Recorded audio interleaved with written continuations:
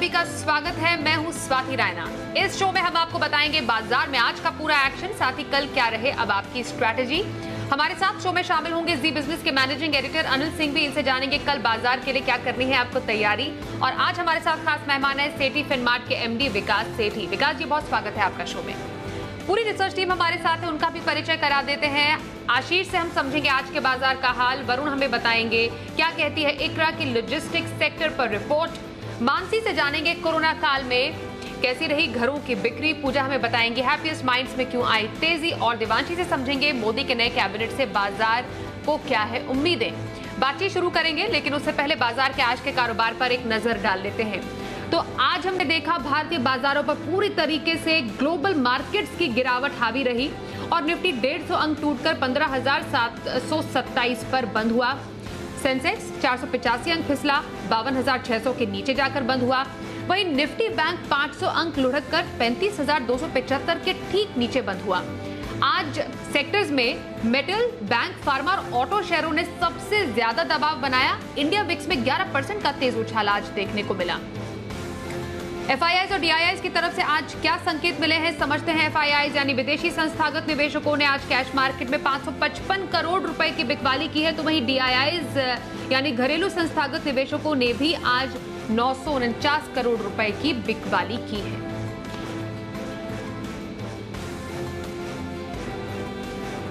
और आइए editors take में समझते हैं बाजार में आज की आई गिरावट की अहम वजहें। वायदा कारोबार के हफ्ते की एक्सपायरी के दिन भारतीय बाजारों में जबरदस्त एक्शन रहा। पहले से ही सुबह से कमजोरी के संकेत एसजीएक्स निफ्टी से आते हुए दिख रहे थे। हालांकि भारतीय बाजार ज़्यादा कमजोर खुले नहीं, एकदम फ्लैट हल्के नुकसान के साथ, और निचले स्तरों से अच्छा सपोर्ट लेकर बाजार 15,900 की तरफ बढ़े भी निफ्टी पर। और जिस लेवल पर बार बार रुकावट आ रही है 15,900 के पास, वहीं से बाजार ने यू टर्न लिया और बैंक निफ्टी भी 35,800 के लेवल पर लगातार दूसरे तीसरे दिन वहां पहुंचता हुआ दिखा और वहां से प्रॉफिट बुकिंग आती दिखी। लेकिन प्रॉफिट बुकिंग की वजह हमारे अपने बाजार नहीं थे, ये थी ग्लोबल मार्केट्स की वजह। एशियाई बाजारों में कमजोरी सुबह से थी, लेकिन डाउ फ्यूचर्स बहुत ज़्यादा कमजोर नहीं थे, 50-75 पॉइंट नीचे ही ट्रेड करते हुए दिख रहे थे। लेकिन मिड सेशन से डाउ फ्यूचर्स ने गिरना शुरू किया, 100 पॉइंट, 150 पॉइंट, 200 पॉइंट, और उसके बाद आखिरी 1.5-2 घंटों में तेज गिरावट डाउ फ्यूचर्स में होती दिखी और एक बार की डाउ फ्यूचर्स 400 से 500 पॉइंट भी लुढ़कते हुए दिखे। यानी कि अब डर यह था कि न सिर्फ हमारे बाजारों में, एशियाई बाजारों में, बल्कि अमेरिकी बाजारों में भी आज रात एक कमजोरी वाला सेशन हो सकता है। और इस डर के चलते भारतीय बाजारों में एक्सपायरी के दिन, वीकली एक्सपायरी के दिन दबाव बढ़ता हुआ नजर आया। पहले 15,800, उसके बाद 15,700 के नीचे भी जाते हुए दिखे। क्लोजिंग होते होते हल्की रिकवरी के साथ बाजार बंद होते हुए दिखे और वो रिकवरी 500 पॉइंट गिरने के बाद डाउ फ्यूचर्स में भी आती दिखी। लेकिन फाइनली भारतीय बाजार 15,700 से थोड़ा सा ऊपर बंद हो पाए। तो क्लोजिंग बेसिस पर तो बाजार ने अभी तक रेंज नहीं तोड़ी है और बैंक निफ्टी भी 35,275 के आसपास बंद होता हुआ दिखा, यानी कि क्लोजिंग इतनी बुरी नहीं।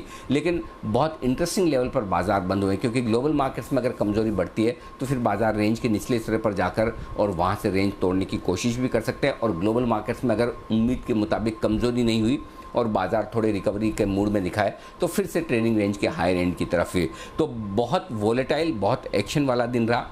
आज बड़े दिनों बाद एक शार्प करेक्शन आता हुआ दिखा, जहां पर बाजार में लोगों को संभलने का मौका थोड़ा कम मिला। हालांकि कैश मार्केट के स्टॉक्स में अब भी एक्शन तेजी की तरफ था। आज मिड कैप और स्मॉल कैप इंडेक्स ने फिर से लाइफ टाइम हाई बनाया और उसके बाद वहां पर करेक्शन होता दिखा। तो कुल मिलाकर बढ़ता हुआ विक्स वोलेटिलिटी इंडेक्स, उतार चढ़ाव भरे ग्लोबल मार्केट्स, न सिर्फ इक्विटी बल्कि फिक्स इनकम भी, क्योंकि अमेरिका में बॉन्ड यील्ड्स भी काफ़ी तेज़ी से टूटी है। तो लगभग हर एक एसेट क्लास में उतार चढ़ाव बढ़ता हुआ दिख रहा है। ये पिछले हफ्ते का और इस हफ्ते का ट्रेंड है और ट्रेडर्स को इस लिहाज से अपनी पोजीशंस कम हल्की रखनी चाहिए, ओवरनाइट पोजीशन कम रखें और दिन के दौरान भी अपनी पोजीशन कम कर लें, क्योंकि बाजार में उतार चढ़ाव बढ़ने के संकेत आते दिख रहे हैं। लेकिन क्लोजिंग बेसिस पर अब भी बाजारों का मजबूती का पॉजिटिव ट्रेंड बरकरार है। अगर ये ट्रेंड बदलना है, बिगड़ना है, तो कल के सेशन का इंतजार करना चाहिए। अगर अमेरिका में बहुत खराबी हुई और कल भारतीय बाजार हफ्ते के आखिरी दिन अगर क्लोजिंग खराब लेते हैं तो ही ट्रेंड में बदलाव होगा। अदरवाइज इसे एक प्योर ग्लोबल मार्केट्स की कमजोरी की वजह से मुनाफा वसूली और बिकवाली के तौर पर देखना चाहिए। अब कल के लिए क्या खास तैयारी आपको करनी है, अनिल जी से समझेंगे। उससे पहले आज बाजार में सेक्टर स्पेसिफिक एक्शन को भी जानते हैं। हमारे से होगी आशीष चतुर्वेदी हमारे साथ है। आशीष जरा बताएं, आज खबरों के दम पर कहां सबसे ज्यादा एक्शन था और कहां पर रही सुस्ती?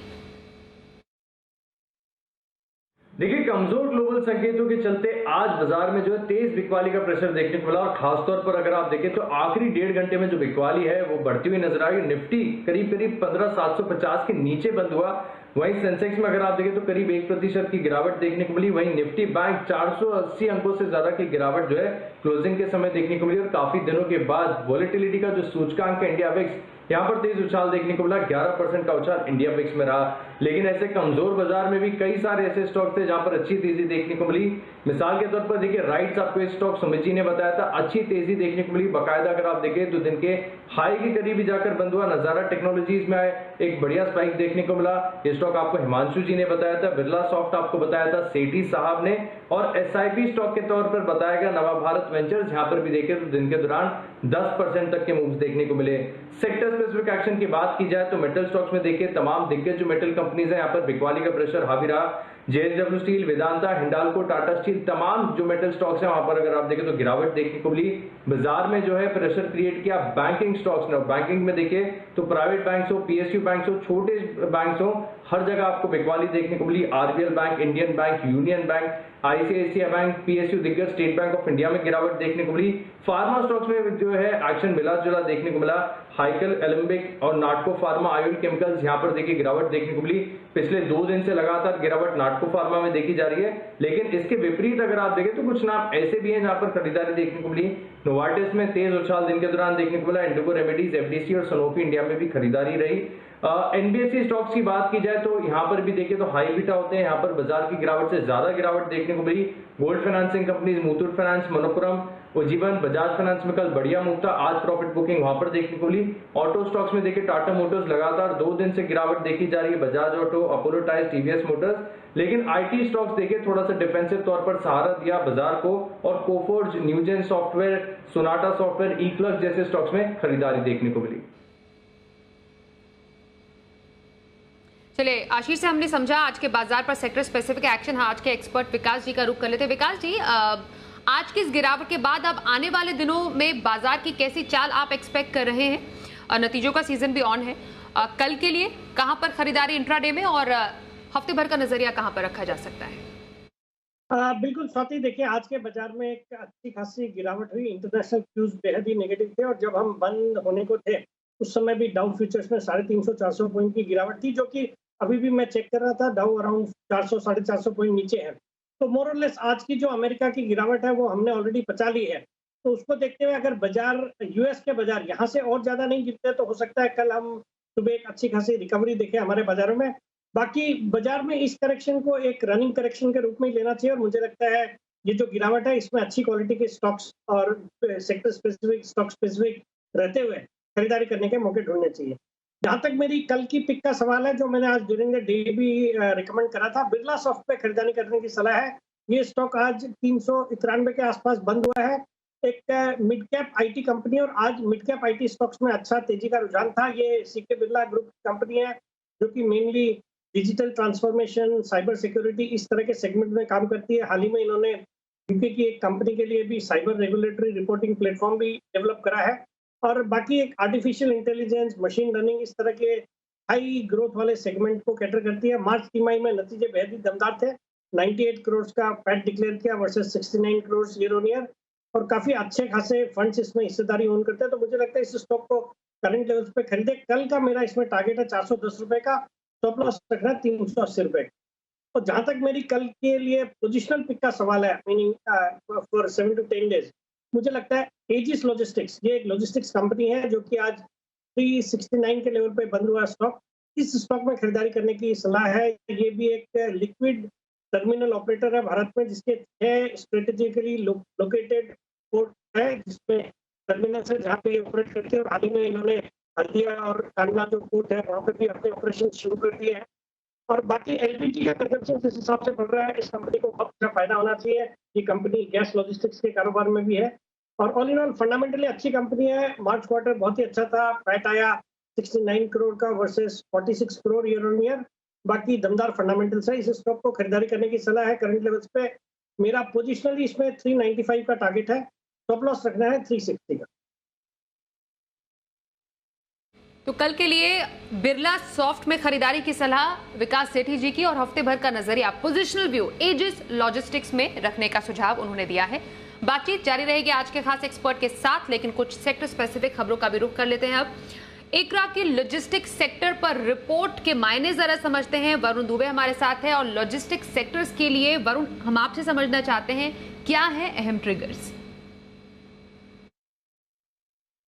देखिए, लॉजिस्टिक्स काउंटर में आज दिन के दौरान जो बेहतरीन तेजी देखने मिली उसके पीछे दो बड़े कारण हैं। एक तो इकरा की एक रिपोर्ट आई है और इस रिपोर्ट में इकरा का कहना है कि आगे चल के लॉजिस्टिक्स सेक्टर में अच्छी ग्रोथ आपको देखने मिलेगी। FY22 में करीब 6 से 9% के आसपास की ग्रोथ हो सकती है। इनका कहना है कि FY21 के सेकेंड हाफ के बाद अच्छी खासी ग्रोथ देखने मिल रही थी, लेकिन कहीं ना कहीं ये जो लॉकडाउन हुए, पाबंदियां लगी, उसके चलते Q1 में थोड़ा धीमापन रहेगा इन कंपनियों के नतीजों में। लेकिन जो इस बार रिकवरी होगी वो पिछले बार से ज़्यादा बेहतर रिकवरी जो है वो लॉजिस्टिक्स सेक्टर में हो सकती है। ई-वे बिल और साथ साथ वॉल्यूम बढ़ने का एक बहुत बड़ा फायदा जो है लॉजिस्टिक्स कंपनीज को होगा।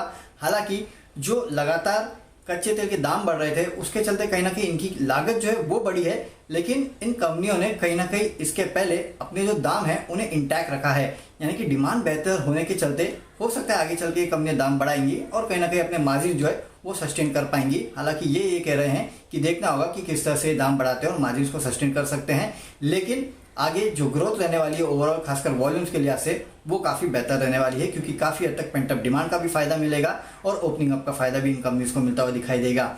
इसके अलावा कैपिटल लैंड नाम का एक सिंगापुर बेस्ड फंड है जो भारत में उन्होंने एक लॉजिस्टिक्स सेक्टर के लिए एक फंड लॉन्च किया है जिसमें वो करीब $300 मिलियन के आसपास का निवेश करने वाले हैं और ये उनका सेकंड फंड है, यानी कि दूसरा फंड है। इसके पहले भी उन्होंने लॉजिस्टिक्स सेक्टर में निवेश किया था।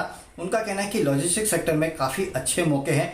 अगले 12 से 18 महीने में खासकर वेयर हाउसिंग में इनको काफ़ी अच्छे मौके लग रहे हैं, क्योंकि जिस तरह से आप देख रहे हैं कि ई कॉमर्स स्पेस पिकअप कर रहा है, रिटेल स्पेस पिकअप कर रहा है, कंजम्पशन बढ़ रहा है, उसका एक बहुत बड़ा फायदा जो है वो वेयर हाउसिंग स्पेस को मिलने वाला है। इसके लिए करीब 2100-2200 करोड़ के आसपास का निवेश जो है भारत के लॉजिस्टिक्स सेक्टर में करने वाले हैं। हालांकि ये फिजिकल लॉजिस्टिक्स में ज़्यादा फोकस करते हैं, लेकिन ओवरऑल ये सेक्टर के लिए काफ़ी बेहतर कवर है और इसके लिए भी आपने देखा कि जितने लॉजिस्टिक्स काउंटर है उनमें आज भरपूर तेजी देखने मिली। तो एक तो इकरा की रिपोर्ट और दूसरा ये सिंगापुर बेस्ड कैपिटल लैंड जो इन्होंने फंड लॉन्च किया भारत में, उसका इम्पैक्ट देखा गया पूरे लॉजिस्टिक्स स्पेस में। आइए अब जरा समझते हैं कि कोरोना काल में घरों की बिक्री के आंकड़े क्या कहते हैं, क्या इसमें सुधार आया है या रिपोर्ट में कुछ और ही है। मानसी हमारी सहयोगी हमारे साथ है। मानसी, जरा बताएं कोरोना काल में घरों की बिक्री किस तरफ गई? जी बिल्कुल, देखिए पिछले एक साल में रियल एस्टेट की काफी अच्छी तरक्की होती हुई हमने देखी है। घरों की बिक्री में सालाना आधार पर 83% तक की बढ़त दिखने को मिली है। कोरोना की पहली लहर में बिक्री में 61% की गिरावट दिखी थी तिमाही दर तिमाही आधार पर, लेकिन दूसरी लहर खतरनाक होने के बावजूद सिर्फ और सिर्फ 23% तक की ही गिरावट देखने को मिली है। क्यू ऑन क्यू बेसिस पर ये डेटा हम आपको बता रहे हैं। तो क्लियरली कोरोना की पहली लहर में जितना ज्यादा नुकसान हुआ था, दूसरी लहर ज्यादा खतरनाक थी। वहां पर हमने देखा डेथ रेट भी काफी बड़े थे, लेकिन रियल एस्टेट सेक्टर की अगर बात करें वहां पर इतना ज्यादा नुकसान नहीं देखने को मिला है। 72% नए लॉन्चेस मिड इनकम और अफोर्डेबल सेगमेंट में देखने को मिले हैं। सिटी वाइज सेल्स ट्रेंड को अगर समझने की कोशिश करेंगे, पिछली 5 तिमाहियों में मुंबई में सबसे ज्यादा बिक्री हुई है। जी हाँ, मुंबई यानी कि मुंबई मेट्रोपॉलिटन रीजन की अगर बात करें, वहां पर बिक्री के लिहाज से काफी अच्छा प्रदर्शन देखने को मिला है। 2021 की पहली छमाही में बिक्री में मुंबई का 26% योगदान है। दिल्ली एनसीआर, पुणे, हैदराबाद में कुल मिलाकर 45% तक का योगदान है, यानी कि 15% कुल बिक्री में इन तमाम शहरों का भी योगदान है, लेकिन सबसे ज्यादा मुंबई रीजन की तरफ से यहां पर कंट्रीब्यूशन आता हुआ दिखा है। अब देश के 7 बड़े शहरों की सेल्स और साथ ही न्यू प्रोजेक्ट लॉन्चेस की अगर बात करें, बैंगलोर में हमने देखा 77% बिक्री देखने को मिली है और साथ ही चेन्नई, दिल्ली, हैदराबाद, कोलकाता, मुंबई, पुणे ये सब क्रम में आ रहे हैं और यहाँ पर हम देख रहे हैं सबसे ज्यादा अच्छी बिक्री जो है हैदराबाद में देखने को मिली है। पुणे में भी बिक्री काफी अच्छी दिखी है, साथ ही बेंगलुरु मार्केट ने भी काफी अच्छी प्रदर्शन दिखाई है। प्रोजेक्ट लॉन्चेस की अगर बात करें, यहाँ पर सबसे आगे पुणे का मार्केट है, अच्छे प्रोजेक्ट लॉन्चेस, नए प्रोजेक्ट लॉन्चेस होते हुए दिखे हैं। उसके बाद चेन्नई मार्केट है, साथ ही मुंबई, कोलकाता, हैदराबाद, बैंगलोर, इन तमाम मार्केट्स में हमने न्यू प्रोजेक्ट लॉन्चेस भी देखे हैं। तो क्लियरली एक बात तय है कि कोरोना की पहली लहर में जितना नुकसान रियल एस्टेट सेक्टर में देखने को मिला था उससे कम ही देखने को मिला। पिछले एक साल में रियल एस्टेट सेक्टर का ट्रेंड जो है वो मजबूती के साथ बरकरार है। चलिए, तो रियल एस्टेट सेक्टर का ट्रेंड कैसा रहा मानसी से समझा हमने। वक्त एक ब्रेक का है और ब्रेक के बाद ऑप्शन की स्ट्रैटेजी हम जानेंगे। हमारे साथ शो में शामिल होंगे चॉइस ब्रोकिंग के सुमित बगड़िया। बने रहिए हमारे साथ।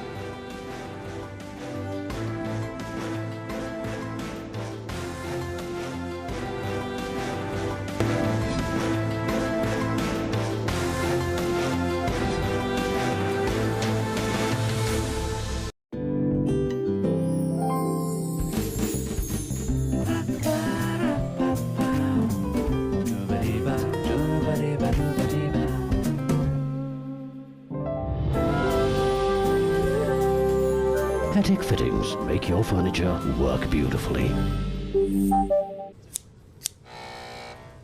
यार इतना बढ़िया सर्विस सिर्फ 15 रुपए, जस्ट लाइक ट्रेड स्मार्ट। बढ़िया ऐप है, बढ़िया कस्टमर केयर। और तो और चाहे जितना बड़ा या छोटा ट्रेड करो, ब्रोकरेज सिर्फ 15 रुपया, बिल्कुल आपकी तरह। सर 1500 रुपए।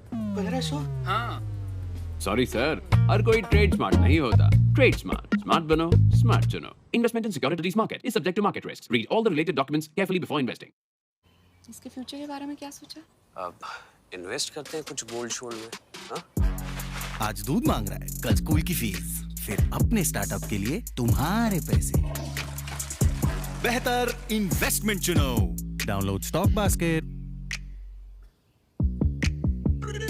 This is painless. Stock basket, expert selected stocks में इन्वेस्ट करो, टॉप इंडियन कंपनीज के साथ आगे बढ़ो। Investments in securities market are subject to market risks. Read all the related documents carefully before investing.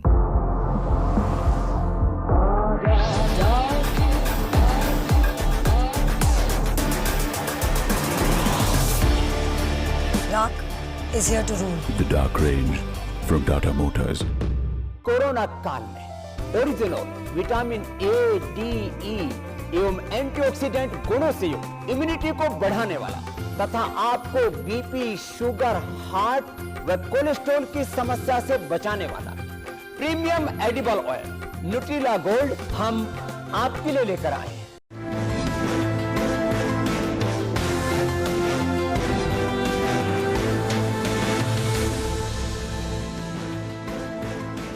और आइए अब अनिल जी से समझते हैं कल के बाजार पर आपको क्या खास तैयारी करनी है और साथ ही बाजार के लिए अहम संकेत कहां से मिलेंगे। जहां तक कल के बाजारों का सवाल है, देखते हैं अमेरिका में क्या कुछ होता है, फिर कल सुबह डाउ फ्यूचर्स कैसा रिएक्शन देते हैं। लेकिन सपोर्ट रेंज के नज़दीक पहुंच रहे हैं बाजार। 15,575, 15,625, ये कल 50 पॉइंट की रेंज मजबूत सपोर्ट के तौर पर काम करेगी और इसके नीचे ही बाजार में ट्रेंड रिवर्सल के यानी कि पॉजिटिव से न्यूट्रल आने के संकेत होंगे। तो जब तक 15,675 के नीचे बंद नहीं होते तब तक तो डर नहीं है, और अगर 15,675 को भी क्लोजिंग बेसिस पर होल्ड कर पाता है तो इसका मतलब क्लियर कट है अभी भी हम तेजी में। तो ये दो लेवल आपको क्लोजिंग के लिहाज से ध्यान में रखने। 15,675 के ऊपर बंद होना तेजी का संकेत है, 15,575 के नीचे बंद होना पहला संकेत कमजोरी का आता दिखेगा अगर कल ऐसा होता है तो। ऊपर की तरफ 15,900 को पार नहीं कर पा रहे हैं बाजार, और क्लोजिंग बेसिस पर भी और इंट्राडे में भी 15,900 के आसपास जाते हैं, वहाँ प्रॉफिट बुकिंग आती हुई दिखती। तो 15,800 से 15,900 बिकवाली की रेंज कल भी रहेगी ऊपर की तरफ। बैंक निफ्टी का जहाँ तक सवाल है, 34,900, 35,000 ये एक तुरंत प्रभाव से सपोर्ट के तौर पर है, ये दिन के लिए सपोर्ट समझिए। लेकिन जब तक 34,500 के नीचे बैंक निफ्टी बंद नहीं होता तब तक डरने घबराने की ज़रूरत नहीं, तब तक अभी भी बैंक निफ्टी मजबूती की तरफ है। और ऊपर की तरफ 35,500, 35,600 के पार बैंक निफ्टी बंद नहीं हो पा रहा, इसके ऊपर फिर से बंद हुआ तो अच्छी तेज़ी के संकेत आते हुए दिखेंगे। तो थोड़ी वॉलेटिलिटी, थोड़ा उतार चढ़ाव रह सकता है। हफ्ते का आखिरी ट्रेडिंग सेशन भी होगा, ग्लोबल मार्केट्स में भी काफ़ी कुछ वॉलेटिलिटी होती दिख रही है, सारी एसेट क्लास ऊपर नीचे होती दिख रही है। ऐसे में अपनी वीकेंड पर पोजीशन हल्की रखें, कम रखें, इंट्राडे ट्रेड भी आप छोटे करें, ये ज़्यादा बेहतर होगा। तो थोड़े उतार चढ़ाव और थोड़े से सावधानी के संकेत ग्लोबल मार्केट से आते हुए दिख रहे हैं, जिस पर आपको नज़र रखनी है।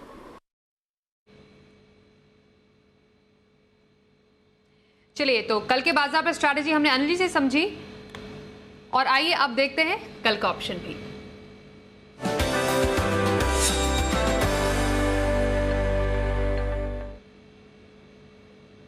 चॉइस ब्रोकिंग के सुमित बगड़िया हमारे साथ है, उनसे बातचीत करते हैं। सुमित जी, बहुत स्वागत है आपका शो में। कल के लिए ऑप्शन स्ट्रैटेजी क्या बताएंगे आप? दो स्ट्रैटेजी है मेरे पास कल के लिए ऑप्शंस में। पहला स्ट्रैटेजी है आईजीएल का 580 का कॉल लेने का, तेजी करने का सलाह रहेगा। आईजीएल में मेरे को लग रहा है 580 के कॉल में 16 रुपए के आसपास खरीदारी करें, 10 रुपए का नीचे में स्टॉप लॉस लगाएं, ऊपर में टारगेट बनेगा 25 रुपए से लेकर 30 रुपए तक का। दूसरा जो स्टॉक है वो ऑटो सेक्टर का है और आयशर मोटर में भी ऑप्शन के जरिए कॉल लेने का सलाह रहेगा। 2750 वाला 58 रुपए के आसपास स्टॉप लॉस लगा इसके अंदर 40 रुपए का और ऊपर में टारगेट बनेगा 80 रुपए से लेकर 90 रुपए तक का। तो दोनों स्ट्रेटेजी बाय साइड की है और दोनों में ऑप्शन पे कॉल लेने का सलाह रहेगा। बहुत शुक्रिया सुमित जी, कल के लिए ऑप्शन स्ट्रैटेजी आपने बताई दो। अब विकास सेठी जी का रुख कर लेते हैं। विकास जी बताइए, लंबी अवधि के नजरिया का जो स्ट्रैटेजी है, लॉन्ग टर्म पिक कौन सी बताएंगे आज? बिल्कुल स्वाति, आज जो मेरी लॉन्ग टर्म पिक है एक ऐसा सेक्टर है जो कि आज काफी दबाव में था, बट मुझे लगता है ये सही समय है बिल्कुल इस स्टॉक को खरीदने का। स्टॉक का नाम है एनएमडीसी। हाल ही में इसका या कल ही इसका ओएफएस क्लोज हुआ है अराउंड 165.50 के लेवल्स पे और उसी लेवल्स पे ये स्टॉक ट्रेड कर रहा है। इस स्टॉक में फंडामेंटली तो एक दमदार कंपनी है। मार्च क्वार्टर के नतीजे देखेंगे तो 2835 करोड़ का पैट डिक्लेयर किया, जो कि पिछले साल सिर्फ 347 करोड़ का था। 7.5 रुपए का डिविडेंड दिया लास्ट ईयर, जो कि डिविडेंड यील्ड अराउंड 4.5% है। प्राइस अर्निंग्स मल्टीपल देखेंगे तो 7-8 के मल्टीपल पे ये स्टॉक ट्रेड करता है। भारत की सबसे बड़ी आयरन ओर मैन्युफैक्चरर है और इनके डोनीमलाई माइंस जो कि कर्नाटका में माइंस है, उनके ऑपरेशंस के लिए भी इनको मंजूरी मिल चुकी है, तो उसके कारण वॉल्यूम्स में भी ग्रोथ देखने को मिलेगी। फिर प्राइसेस आयरन ओर के बढ़े हुए हैं या अभी भी राइजिंग अप ट्रेंड में ही है। डिमांड जबरदस्त है और इनका एक स्टील जो प्लांट है उसको भी डीमर्ज करने की योजना है। तो मुझे लगता है ये स्टॉक ऑल इन ऑल एक बेहतरीन समय है इस स्टॉक को लॉन्ग टर्म निवेशकों को खरीदारी करने का। मेरा इसमें 9 से 12 महीने में एक सेफ कंजर्वेटिव टारगेट है 225 रुपए का। आप बिल्कुल खरीदारी करें करंट लेवल से। तो लॉन्ग टर्म में एनएमडीसी में खरीदारी की सलाह विकास सेठी जी दे रहे हैं आज हमारे शो में। बहुत शुक्रिया विकास जी, आप हमारे साथ शो में शामिल हुए। आज के शो में बस इतना ही। तमाम सहयोगियों का भी बहुत शुक्रिया करते हैं हम तक एक्सक्लूसिव खबर और रिसर्च पहुंचाने के लिए।